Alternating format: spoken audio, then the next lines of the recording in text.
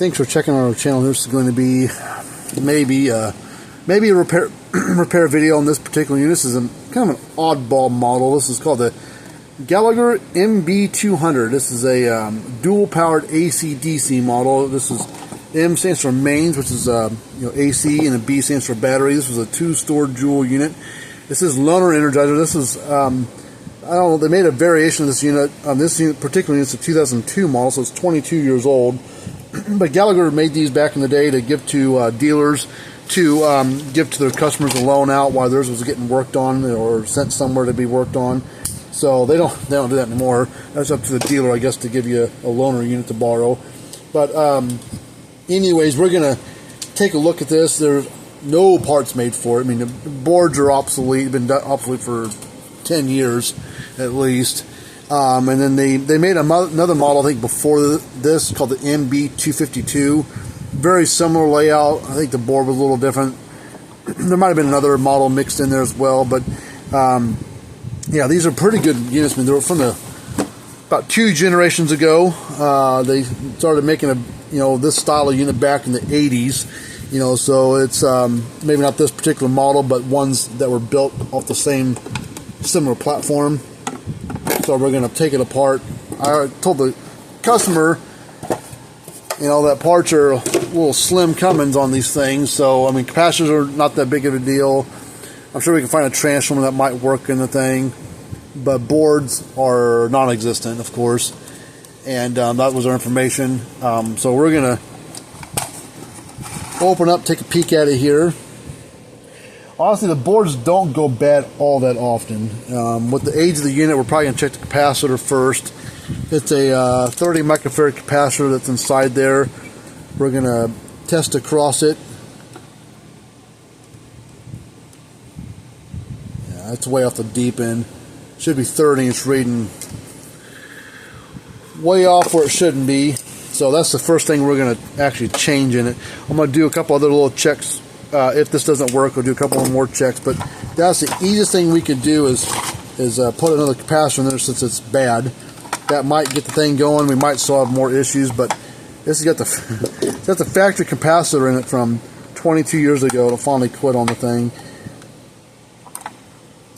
Yeah, this is a totally different breed of unit from back in compared to what's built today. The Gallagher stuff is still good. We don't get a lot of their units in for repair, at least not the newest ones. We get some ones that are 10, 15-year-old stuff, and older, especially 20, 30, 40-year-old stuff coming in. But not too many of their ones that have been built last like 5, 6 years. We haven't got many of them in for repair occasionally, but most of the time it's lightning. So let me find a capacitor that we can stick in this thing and see what kind of work we can see, what kind of luck we have with it. I got a new capacitor here we're going to stick in the thing. So that there. Let's put that there. Come on. This over here. Let's see if this strap is same size where we'll hold it. And that strap's actually no good. Alright, so we got to do a combination of keeping it in place. We're going to do a well, we'll do that in a minute. Let's just hook it up here. We'll just go 12 volt. I mean, it'll run off 110 volt. Goes to this this transformer that changes it from AC to DC. We've got about 13 volts on the power supply right now. We're going to hook up power to it. I don't think this has got an on-off switch. I think as soon as you apply power, it goes to running. Look at that. There it goes. 22 years old. All it needs a capacitor. You wonder why Gallagher costs so much money to buy new? This is why, because they build good stuff. And of course, these older ones are a whole different generation of units, so a lot of stuff built 20 plus years ago was well made. But so much stuff's made cheap now. It's kind of embarrassing what some brands put out today and what they charge for their stuff. Let's put our tester on there. Let's just tell you what it's reading. We're getting about 7.3 kV, 7.6 kV that way. Let's see how many output joules it puts out. We're going to put a 500 ohm load across it. We're at 1.3 joule output. This is 1.5 that way, so we're probably 1.5 joule output. Let's put a 200 ohm load on there and see what it reads. I imagine we're going to plateau and it's going to go lower on the joules. Yeah, we're at 1.3. Let's change our range. Yeah, we're at 2,000 volts, 1.3. So this is probably a 1.5 joule unit. So not a like stout unit by any means, but for what it was designed to do, it would do a good job.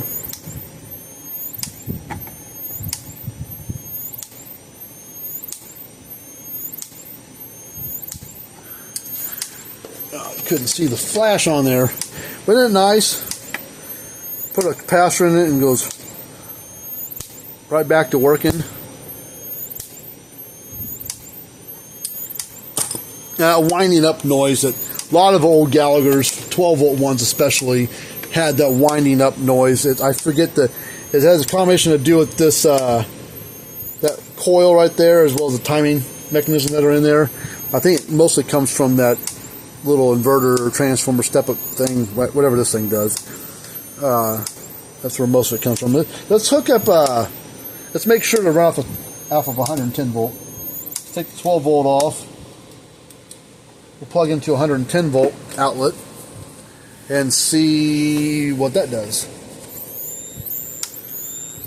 So it sounds different, hear it? Because it's different kind of energy coming into it, but see, it's still putting out, still clicking, putting out voltage, I'm sure. Just lights flashing over there. So, oh man, I wish brands still made things like that, but that ain't gonna happen unless you want to buy a new Gallagher and spend a small fortune. Well, I'm gonna get some double-sided foam tape to cinch that. Put that back in there, and we'll use a big zip tie, cinch that down, and that'll be the end of that, and then we'll be good to go. So, capacitor, a little labor, freight, good to go.